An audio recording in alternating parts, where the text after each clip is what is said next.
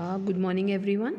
BCom first year के हम corporate and financial accounting subject के अंदर देख रहे थे अंशों व ऋण पत्रों का अभिगोपन, जिसमें आगे चलेंगे हम और हम देखेंगे कि अभिगोपकों के दायित्व का निर्धारण किस प्रकार होता है। तो अभिगोपकों का दायित्व निर्धारित करने के बहुत से तरीके होते हैं, जिसमें सबसे पहला है केवल एक अभिगोपक होने पर, यानी कि in case of one underwriter.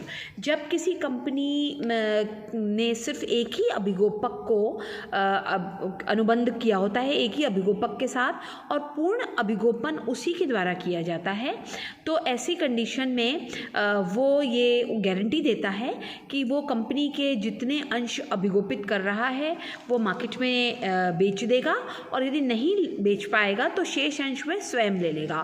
तो यदि फर्म में इस तरह का अनुबंध उसने किया है तो उसे अतिरिक्त अंश स्वयं लेने होते हैं, और आंशिक अभिगोपन की दशा में यह माना जाता है कि कुल अभिदान में से अभिगोपकों द्वारा उतने ही अंश का अभिदान प्राप्त हुआ है जिसे आनुपातिक रूप से अभिगोपन अनुबंध में किया गया था, और तदनुसार उसे शेष अंश लेने होते हैं। और सेकंड पॉइंट है हमारा एक से अधिक अभिगोपक होने पर, in case of more than one underwriter. तो देखो कई बार ऐसा होता है कि एक अभिगोपक कंपनी नहीं करती, एक अभिगोपक नहीं रखती कंपनी अपने पास, बल्कि वो एक से अधिक अभिगोपकों के साथ अनुबंध करती है। तो इस दशा में प्रत्येक अभिगोपक अपने आवेदन पर अपनी मोहर लगा देता है, जिससे ये स्पष्ट हो सके कि किस अभिगोपक द्वारा कितने अंशों के लिए आवेदन किया गया है। ऐसे आवेदन पत्रों को चिन्हित आवेदन पत्र भी कहते हैं। यदि किसी आवेदन पे ऐसी मोहर अथवा चिन्ह ना हो तो उसे अचिन्हित आवेदन पत्र कहते हैं। किसी अभिगोपक का दायित्व कितना है ये निम्न चरणों में हम देख सकते हैं, जिसमें पहला पॉइंट है, देखिए आपके सामने, सकल दायित्व यानी ग्रॉस लायबिलिटी। सर्वप्रथम एक तालिका में सभी अभिगोपकों का नाम एवं अनुबंध के अनुसार अभिगोपक जो उनके द्वारा अंश अभिगोपित किए जाएंगे उनकी संख्या अलग अलग स्तंभ में लिख दी जाती है, और अंतिम स्तंभ में कुल अंश लिख दिए जाते हैं। इस प्रकार से प्रत्येक अभिगोपक का दायित्व सामने आ जाता है, और उसने अपने दायित्व का कितना निर्वाह किया है ये भी सामने आ जाता है। सेकंड पॉइंट है चिन्हित अंशों को घटाना।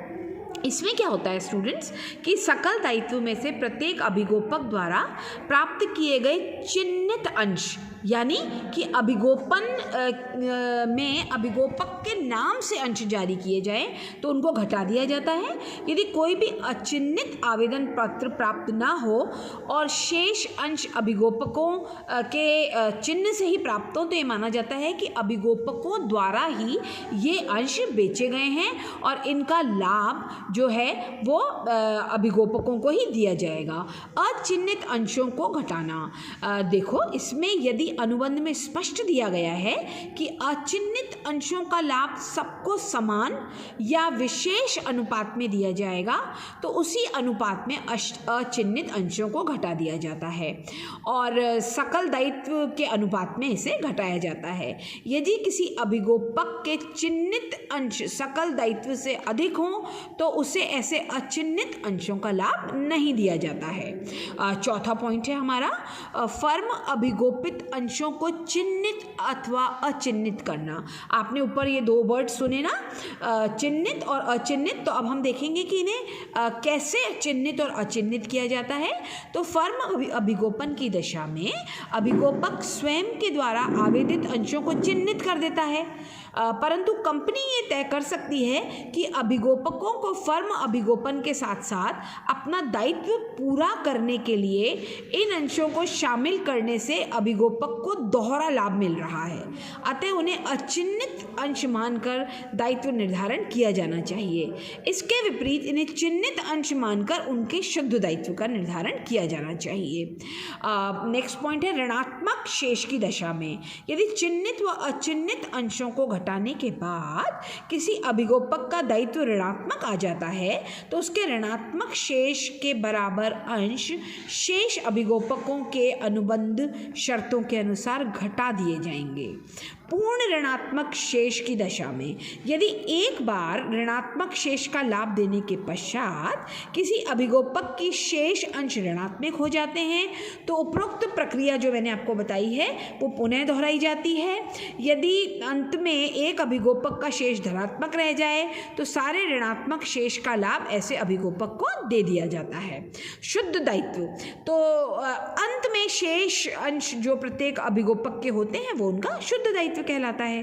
फर्म अभिगोपित अंशों को जोड़ना, यदि फर्म अभिगोपन के अंश अभिगोपित अंशों के अतिरिक्त लेने का अनुबंध हो तो अंत में फर्म अभिगोपन वाले अंश को जोड़ दिया जाता है और तत्पश्चात उन अंशों पर ही अभिगोपक का कुल दायित्व तय किया जाता है। यदि फर्म अभिगोपन में शेष अभिगोपन अनुबंधों में ही शामिल किया जाए तो उन्हें शुद्ध दायित्व में नहीं जोड़ा जाता है। ऐसी दशा में अभिगोपक को जनता के साथ अपने अंशों के लिए आवेदन देना होता है और ऐसे अंशों के लिए माना जाता है कि वो चिन्हित अंशों में शामिल हैं। इस प्रकार हम लोगों ने देखा कि अंश व ऋण पत्रों का अभिगोपन कैसे होता है, उनकी क्या क्या शर्तें होती हैं। आप इसको अच्छी तरह वापस से पढ़ेंगे, समझेंगे। यदि कुछ समझ नहीं आएगा तो आप मुझसे पूछ सकते हैं। Thank you so much.